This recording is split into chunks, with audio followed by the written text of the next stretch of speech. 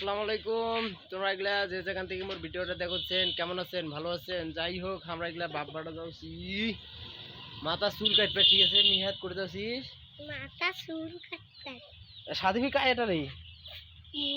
তুই তোর নাও কি? মন্তাসি তেইশ কত তোর নাও কি? মন্তাসি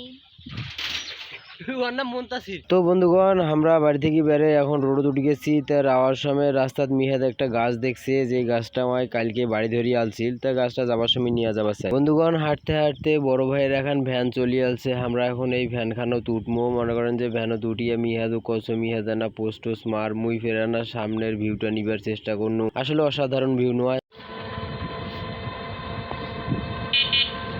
আসলে ভাই অত বড় হও নাই তো, ওই জন্য যেটা সেটা ক্যামেরা বাইর করে মনে হয় না। হারা কিন্তু অলরেডি সেলুনের সামনে তো আসি গেছি। মিয়া তো কোসো সেলুনের ভেতর ঢুকে মিয়াদানা পোস্ট দিয়ে হারা দেখাইয়া না মানস। হারা কিন্তু নাস্তা খাওয়া যা ফাইমের দেখা পাচ্ছি।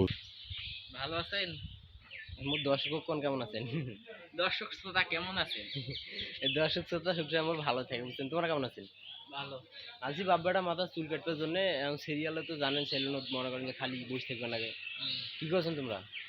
আমারও তো চুল বদল ছিল। তাহারও চুল কাটি সময় নেই, দুটো লাগবে চিন্তা করা। মানে চুল কাটিছে। বন্ধুগণ হারা কিন্তু বাপ বেটা হোটেলত বসি খেছি, মানে সরি একটা ছোট চার দোকানত বসি খেছি। সিংড়িয়া মুই খাওছো, মিয়াত খাওছে, বুট বুন দিয়ে। হারা গোটে হারার তো মনে হয় আয়নারে ভেতর।